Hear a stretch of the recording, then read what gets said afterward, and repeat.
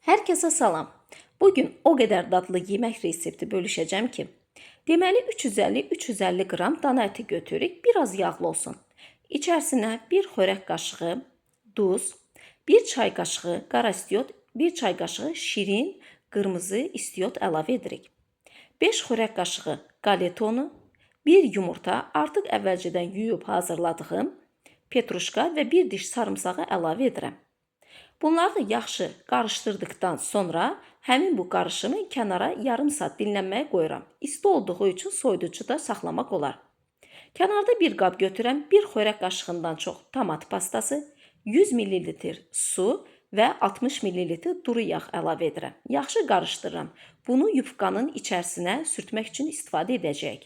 Yenidən kənarda bir qab götürürəm, 2 xörək qaşığı kərə yağı, 1 xörək qaşığı tomat pastası, 1 diş sarımsaq, biraz duz, biraz qara istiot və 100 ml-dən biraz az su əlavə edirəm. Qazın üzərinə qoyuram. Qarışdırmaq lazımdır, dibinə yapışmasın, yaxşı həll olunsun. Mən hazır yufqadan istifadə edirəm. Yufqanı açıram, içərisinə hazırladığım bu məhlulu əlavə edirəm. Kənarlardan, yaxşıca yuxarıdan və yanlardan qatlayıram. Qatladığım yerlərdə yenidən həmin bu məhluldan sürtürəm. Artıq kənarda mən əti götürürəm. Əti rulon halına gətirirəm və onu yufqanın aşağısına qoyuram. Yavaş-yavaş ehmalca bükürəm yuxarıya doğru. Artıq soba üçün qabını götürürəm.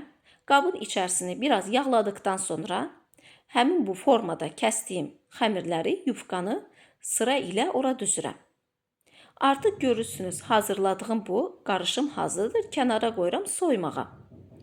Mən yuxarı və aşağı temperaturdan istifadə edirəm 200 dərəcədə. Göründüyü kimi yeməyimiz artıq hazırdır. Yeməyimizi götürürəm. İçərisinə hazırladığımız artıq bu məhlulu əlavə edirəm. Servis etdikdə isə sarımsaqlı qatıqdan fərq etməz. İstəsəniz sadə qatıqdan da istifadə etmək olar. Hazırlayan hər kəsə nuş olsun.